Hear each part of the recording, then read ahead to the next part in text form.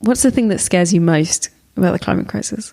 On a society or global level, I don't want to think about what's happening if you have whole areas. I mean, it's starting that you have whole areas in the world where people can't go on living. And if temperatures rise much more, it might be really impossible to live there. That's something I think we might see some really ugly fights around that. Honestly, I would have thought that this happens, after I die. And now I see this is happening now, and that's really scary. Everything we can do to prevent this is worthwhile.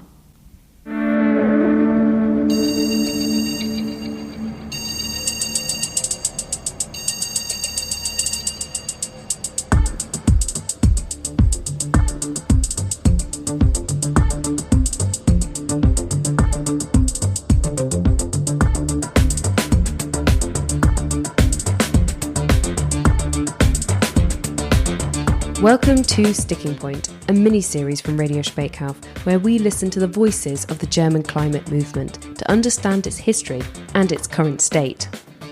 You heard the voice at the top of the episode where Regine Richter, lead campaigner against fossil fuels at Urgewald, describes what keeps them up at night. This movement is personal. The climate crisis affects us all. We're Anne-Marie Harrison and Izzy Choksey, and we wanted to bring you some of the human stories behind Germany's modern climate movement.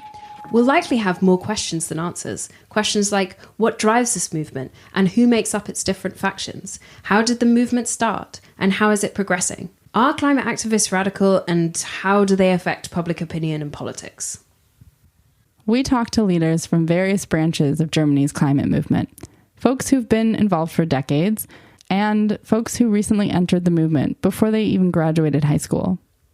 In this first episode, we are going back into the history of the movement to understand how we arrived where we are today. Oh, hey, Izzy Choksey from Radio Speckhof presenter fame. How you doing? Oh, hey there, Anne-Marie of Radio Speckhof, producer and occasional presenter renown. I am doing great. Good to be here. Excellent. So, we are here to kickstart a Radio Speckhof miniseries we've been putting together for several months on the German climate movement. The idea of the series is to try to get a grip on where the movement came from, what makes it unique to Germany, and what it's actually managed to achieve, if anything.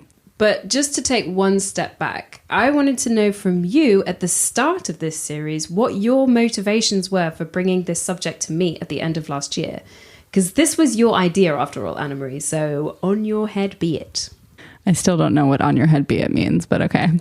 It means you're responsible for whatever comes out of this. Oh, alrighty then. So I will try to keep it brief so we can get to the good stuff.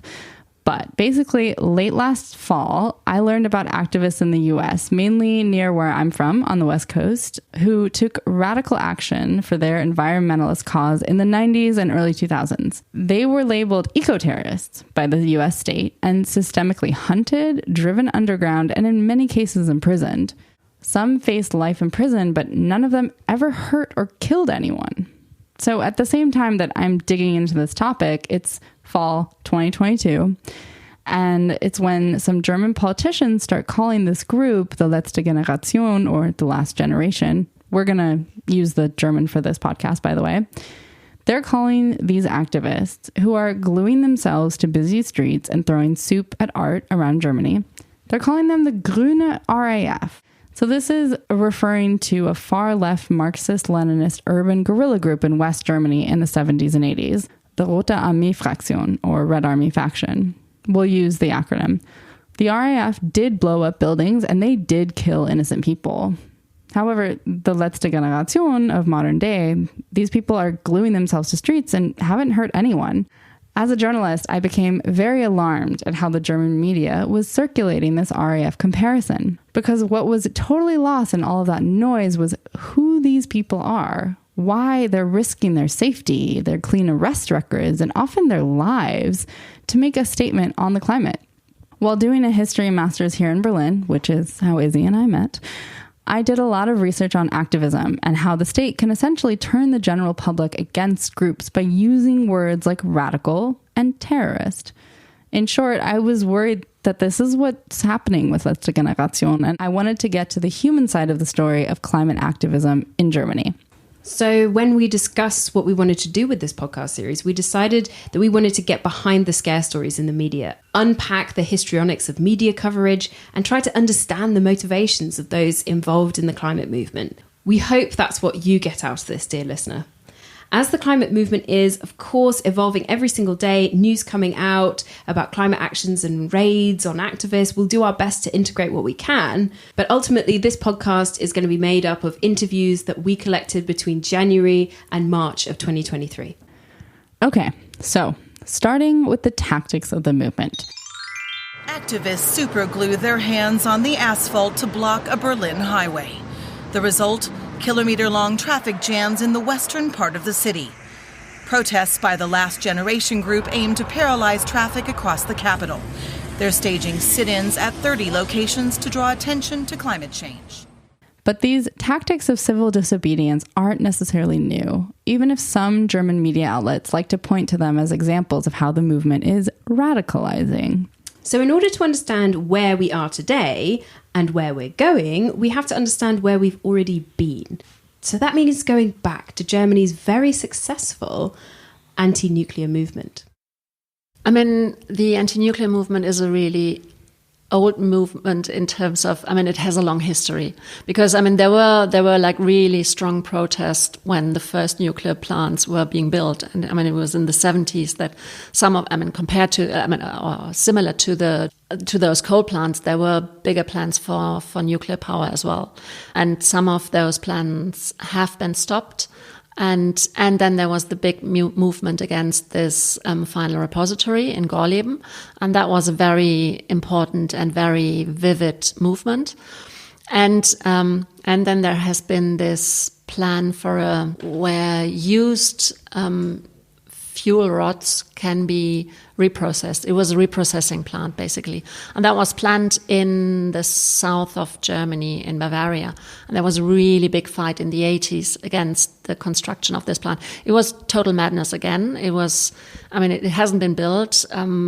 There is one of these reprocessing plants in La Hague in France and one in the UK, in the Irish Sea. Those were violent fights, but I mean, they were successful to the point that this thing wasn't built. And I think that's something people had in mind. And then the Greens pretty much came out of the anti-nuclear movement. So that's my old boss, Regine Richter, lead campaigner at Urgewald, a German NGO that follows the money and holds financial institutions to account for funding socially and environmentally destructive activities. Okay, hold up. I'm already a little bit lost here. Izzy, can you give us a quick rundown of the anti-nuclear movement? Can I? Yeah, sure.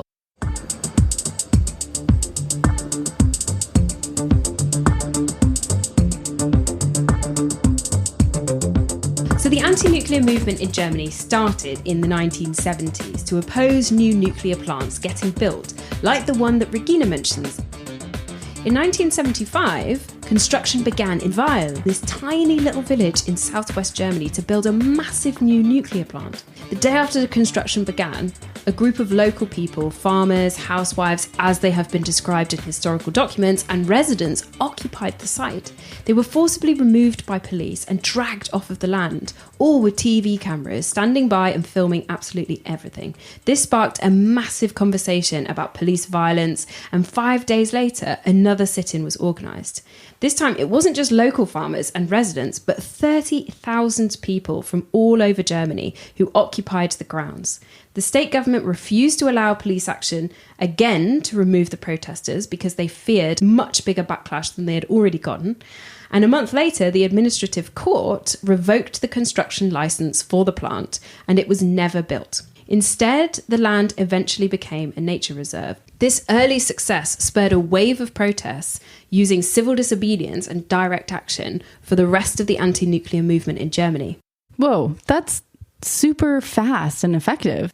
Yeah, and then comes the disaster in Chernobyl a year later in 1986. It covered a huge amount of Germany in radioactive contamination that had to be cleared up at great expense, and there were huge protests against nuclear energy as a result. In the 1980s, they mainly focused on this question of the final repository, so places where the final nuclear waste products would be left. This protest focused on physically bringing the transports of nuclear waste to a halt for as many hours as possible in order to raise awareness for when they were coming in and how much local resistance there was to those transports, and the final repositories being located in local areas. Over the years, there were 12 separate transports, and each one were met with escalating protest actions. By the end, thousands of protesters were sitting on the tracks in the early 90s, some chained up for hours with elaborate pyramid structures over their hands and their arms, and blocking the tracks with wooden debris from the forests. These protest actions would take hours to clear for police, and with the longest taking 126 hours with 19,000 police from all over Europe. I think that the climate movement of today in Germany is really impossible to understand without looking back a little bit at the social movements of the 60s, the 70s, and the 80s in Germany, which mobilized literally millions of people and changed the way Germans think about themselves, about Germany, about questions like the environment and nuclear power. These were movements that mobilized, at sometimes millions of people were on the streets to protest against the nuclear missiles being deployed in Western Germany and also across Western Germany, the different facilities related to the nuclear industry. And the colorful forms of protest, like the signs and effigies and all of these kinds of things, this kind of use of symbols, all came from these movements, the social movements of the 70s and the 80s. I mean, before that, the peace movement, for example, was mostly men with signs that might have had something written on them, but none of the color and none of the symbolism and the songs and the chants. I mean, all of that came from this time. And you see also the link between, for example, Luise Neubauer, who is a leading figure of the movement here in Germany, and her grandmother, who was part of these social movements in the 70s and 80s. And of course, these movements, came to a political or a party formation in the form of the Greens, who decided that we can't simply by protesting on the streets ever really make an impact in and of itself. That's one part of their activism. But another is that they have a political party that is interested in getting into power and making changes in law, in policies. And this is where we are today. I mean, we have now also with the climate movement, we have a broad-based, street-based movement. And then you have actually a couple of political parties, the Greens are just one of them, who also have taken the climate protection issue and put it on their banner. So there are a lot of similarities there, I think. When I see the Fridays for Future demonstrations, it's uncanny how similar they are to some of the anti-nuclear and the peace movement demonstrations of the 70s and the 80s, although the signs and the symbolism are even more colorful and more imaginative, as are the different slogans and songs. That was journalist and political analyst Paul Hockenos. He covers the climate movement and renewable energy. Regina continues the story with how the anti-nuclear movement mobilized people. And they got 100,000 people into the streets in 2010. And that was in September. And I think by the end of September, October, the then government decided to stop the phase-out, this first phase-out. And people from the anti-nuclear movement were a bit like, we were really successful in getting lots of people again into the streets and to get them protest. But then we didn't succeed in what we wanted. We didn't stop this end of the phase-out. But then when the nuclear accident in Fukushima happened, the people were prepared. So, it was a bit preparing the ground, and then it went pretty fast to get this second phase out. So there was a point of getting people into the streets, getting them activated, getting them to do stuff and to protest. And then when this new accident happened in Fukushima, it was just the time was ripe for a second phase out. In the early days of the anti-nuclear movement, it was really, they basically said, we don't want this. We don't want this technology because it's dangerous. No one has an idea of what to do with the contaminated waste, and that will be radioactive for tens of thousands of years. So we don't want this, full stop, no. Well, we never bothered to come up and say, we want to get out of nuclear power, and here is the plan of how to, what's the alternative. So it was really about, no, this is too dangerous, this needs to stop, and it has to stop.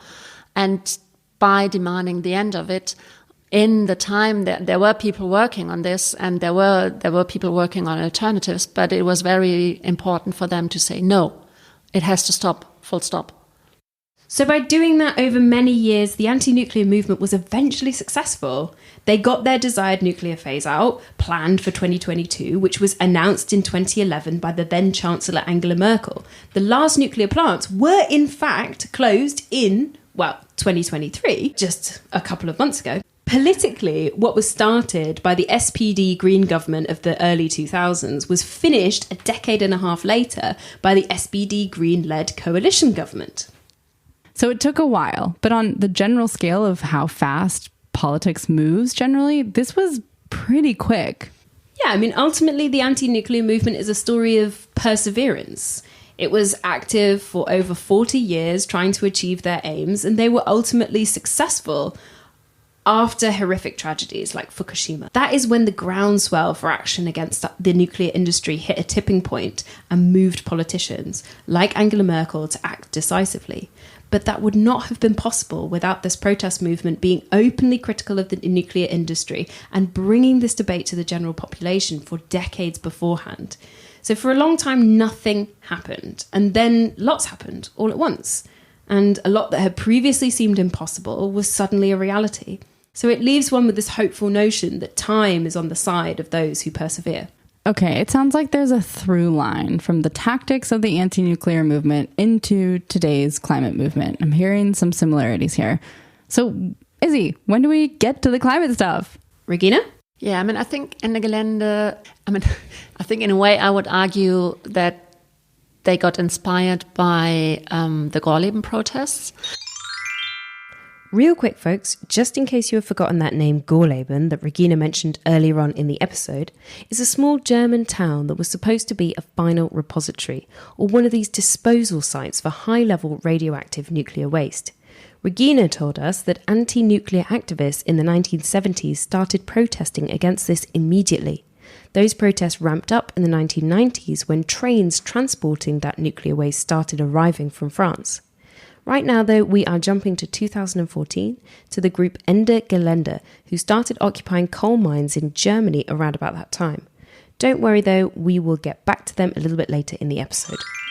And I know from international conferences that sometimes people from other countries said that they really liked the way of protests against the final repository in Gorleben, because it took very different ways and forms, and it was colorful. It was very clear, and it had its blocking points, absolutely clearly, but it was still, there was a very good mood around it and good spirit.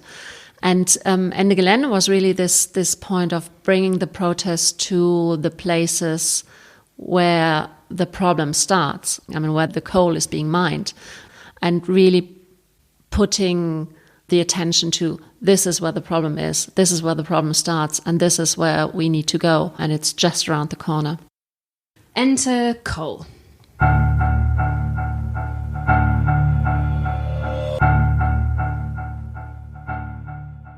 Listeners might not know this. Germany isn't the climate champion that you think it is, largely because our wealth is based not on exporting renewable energy technologies, but building dirty fossil fuel cars and SUV crap. But we're also world champion in burning lignite, soft brown coal, which is the dirtiest of all the fossil fuels. Germany, in absolute numbers, burns more of that dirty crap than any other country in the world, including China. In absolute numbers, more than China and India. That was Tajio Müller, a leading climate campaigner and political scientist. I feel like we might need another explainer. Izzy, would you do the honors? Well, if I must. Okay. So Germany still produces a very large amount of coal. around 100 million tonnes a year. In 2016, it was the 8th largest producer of coal in the world. It produces and burns the dirtiest type of coal in the world as well, lignite, or brown coal. It is the dirtiest because, like the oil sands of Canada, it's dug using surface mining and burns with a massive amount of impurities that create a much denser form of fog with highly polluting particulate matter that lands all over the country when burnt in power stations near cities and towns. Germany used to produce a huge amount of hard coal as well, dug from deep pits in the ground, but now it mostly imports its hard black coal. I thought Germany was super green and got most of its power from renewables. I mean, I remember thinking when I moved here that Germany was this eco-green utopia with super progressive politics leading to really good, sustainable options. I mean, you're certainly not alone in that. A lot of people have that perception, and that's really a remnant of this huge leap forward that Germany took at the beginning of this century. It built out most of its renewables sector in the early 2000s with massive subsidies for the industry and became a world leader in renewables technologies. But that pace of development ground to a slow plod from 2010 onwards, when the Conservative-led government, led by Angela Merkel, cancelled a lot of those subsidies and left the industry to kind of fend for itself. So now Germany is still dependent for about 35% of its power on coal-fired power stations and is also the 4th largest historic emitter of carbon dioxide in the world. It's the 4th largest historic emitter in the world? Yes. And it has the most polluting company in the whole of Europe, which is RWE, the company that is at the centre of the dispute over Lützerath. We'll definitely get back to that later. Stay tuned. So the anti-coal movement started out in the regions that were producing this incredibly dirty lignite, again, using similar tactics to the anti-nuclear movement. And they're raising awareness at these climate camps. These climate camps take place at the location where fossil fuels are being extracted, a spot to organize, to learn, for activists to gather, build community, and also see what it is that they're protesting against.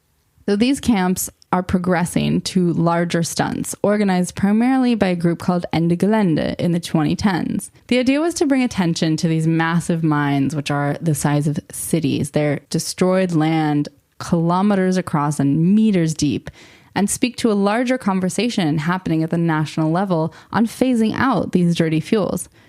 By the way, we got this excellent background info from a veteran of the anti-coal movement, climate movement in Germany, Taggio Müller, who you already heard from earlier. He's the political scientist and academic who has been active in the movement since the earliest climate camps in Germany.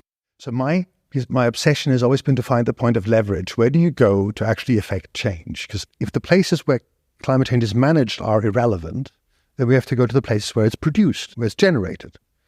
And that meant that the German climate movement went to the coal regions in Germany, taking action there and actually shutting things down, like shutting climate crisis down where it's produced was the basic idea that led to the first climate camps, which we imported as an idea from the UK. So the UK had done climate camps from 2005 onwards. And we did our first one in 2008 in Germany. It was quite small. And in 2010, we did the first regional climate camp because the idea was putting your bodies on the line to achieve a particular outcome, but also being empowered in that moment. That was the idea of these climate camps, that you would create a place where folks would come together, educate themselves about the issues, experience alternative living, and take action together. That was the basic idea. Christopher Laumans also found his way to the climate movement through the early climate camps that were being set up in Germany during this time. He helped create this incredibly influential protest movement, Ende Gelände. Have you ever seen those really striking images of climate protesters in head-to-toe white hazmat suits? That's them. Christopher also founded Alle Dörfer bleiben, a group that attempted to save all 6 villages in the Rhineland that were due to be destroyed by this company we mentioned, RWE, over the course of the past decade. Here he is talking about that first action group with the group that would later be known as Ende Gelände in 2014.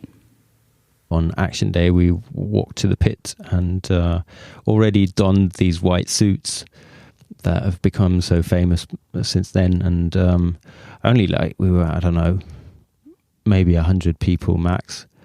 That was the Garzweiler mine. It was, we rallied in Borchemisch, which is a village that has been destroyed for years already now. And that was still inhabited then.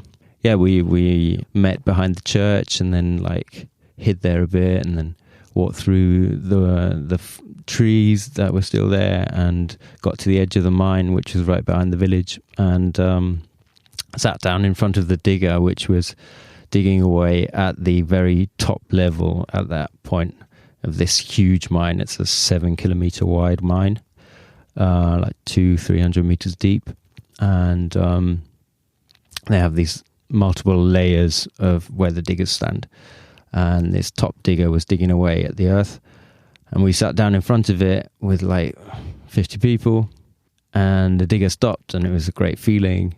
And then the digger just like swung its huge arm to the left and it just dug in a different place.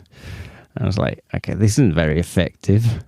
And then we had started a discussion saying like, can't we just go down into the pit and climb onto the digger? Then they'll have to stop for real. And the people who organized the action were like, no, that's way too dangerous. We don't go down into the mine. And while we were discussing this for like 10 minutes, a different affinity group was already descending down into the mine. Like, this is taking way too long. We're just going to go down. And because there was, to the left, there was like this slope, which was a bit not as steep as the rest. And then we were like, look, they're already down. And they kind of walked towards the first digger, and the digger stopped. And then they were like, this isn't good enough for us. So they continued on into the mine. Then we walked down as well, climbed onto that first digger. The other group never made it to the second digger because they totally underestimated that it's so far in those mines, and they were stopped in between. We stayed on that digger for 6 hours, and the police had to get the coal corporation to build a ramp up to the digger, because if you just sit on the caterpillars, it's already 3 meters high. But it was very hot and there was no shade. And we had 2 police people who climbed onto the caterpillars with us and were guarding us. They didn't let us piss. So that became painful after a while. And they were like, if you want to piss, you can climb down.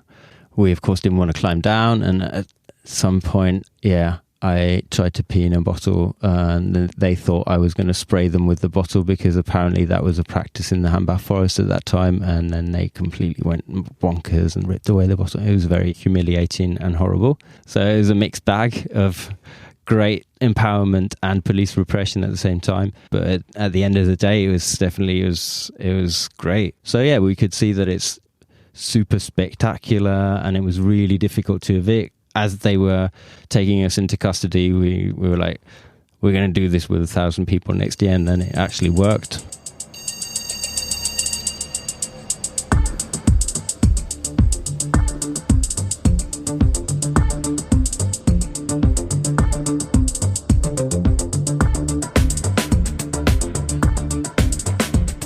These are actions that stop the machinery of extraction for only a few hours or so, sometimes not even that.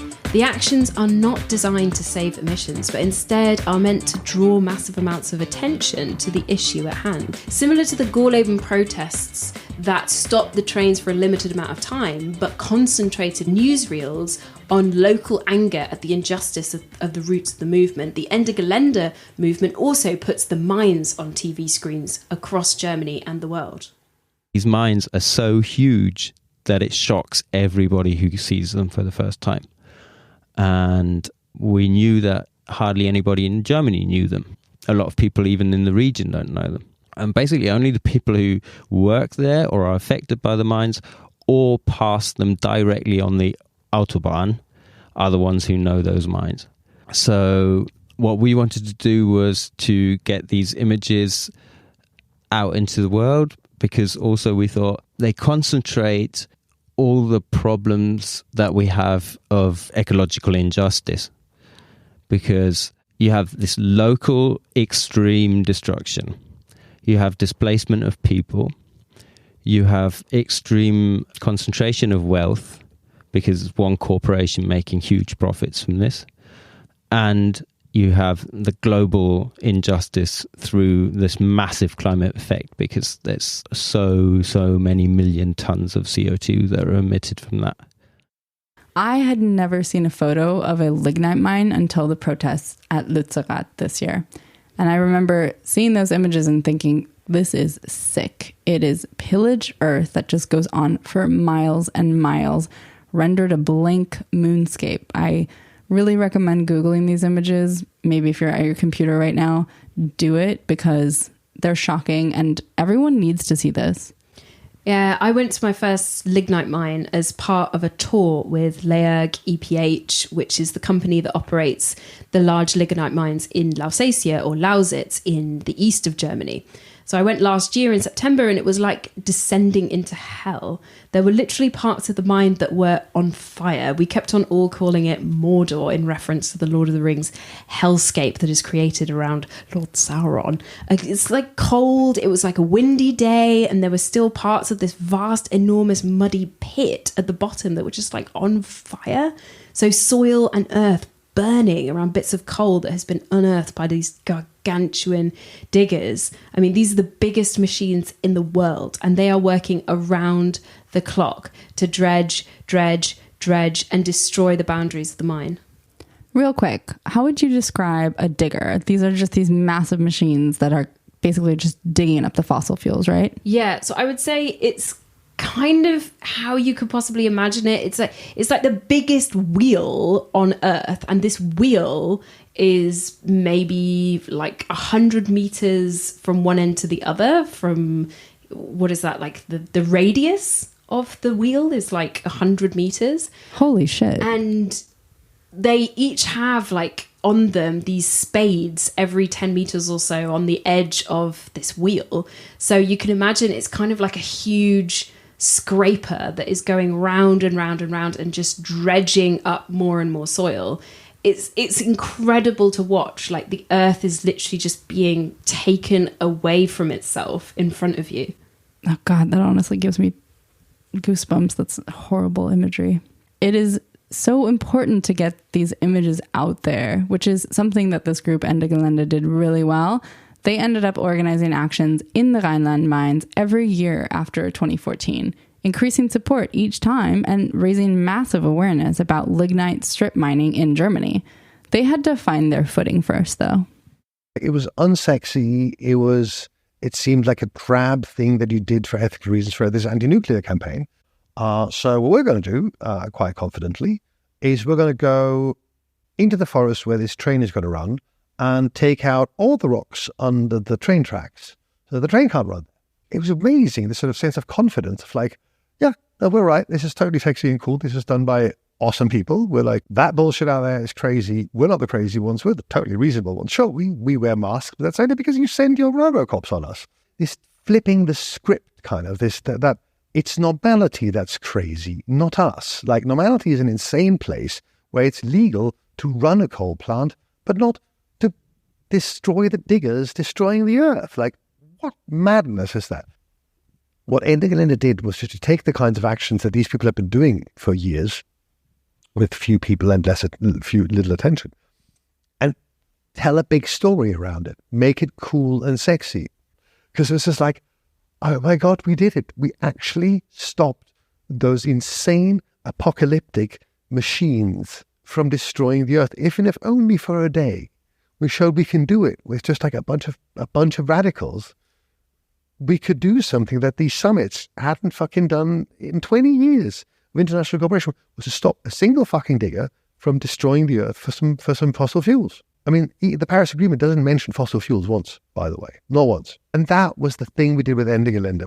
We created the possibility of feeling powerful against this enemy, this crisis that makes people feel so disempowered and irrelevant and scared. That was the thing that Ende Gelände did. Ende Gelände made climate activism sexy.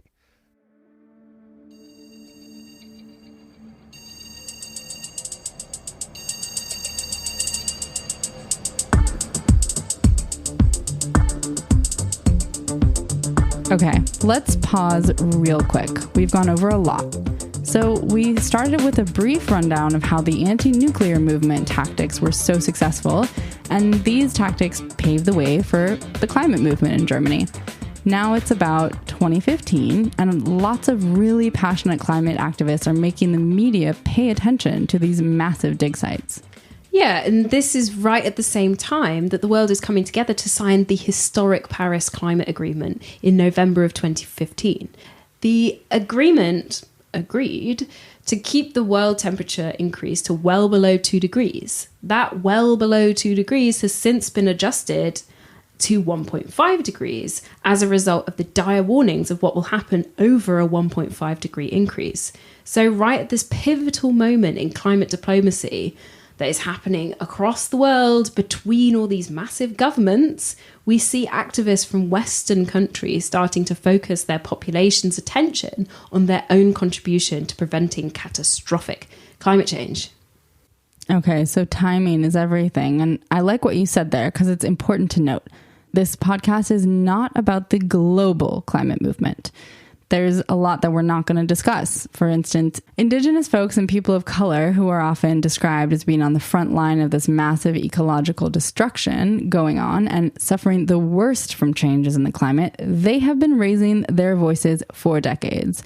This is not a situation where white folks just discovered that shit is going down. In some places like South America, these POC activists are being murdered for this work. Yeah, so what we focus on in this podcast is Germany. This is mostly white German young people who are galvanizing around this issue that had really struggled to become mainstream and was largely ignored by power structures in those countries. They're stopping diggers, they're occupying land due to be destroyed, and it's a definite development that lays the foundations for the political earthquake to come later. Earthquake indeed. Dun, dun, dun, dun.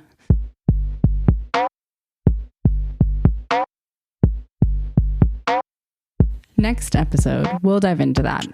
The groups that really start shaking up politics in 2018 and 19. If you want to keep up on this entire podcast series, please subscribe to the Radio Spätkau feed on all platforms. And FYI, dear listeners, the badass mama Izzy Choksey is currently recording with her newest baby production. Can I say his name? Little Kian is strapped to her chest. So in the event that you hear any adorable baby noises, Snuffle and snuffly baby, any little sniffles, any little hiccups, that's what you're hearing. And this is what feminist podcasting looks like and sounds like. So we're not apologizing for it. Thank you very much. Sorry, not sorry. Thank you to Daniel Stern from Radio Spätkau for technical assistance throughout the making of this podcast and for doing the cover art for the show. Thank you to Anne-Marie Harrison for doing the editing. The script was written by Anne-Marie Harrison and me, Izzy Choksey. Thanks very much for everyone who was interviewed for this episode: Paul Hockenos, Regine Richter, Tajio Müller, and Christopher Laumans. And thanks also to Joel Delvoye. See you next time.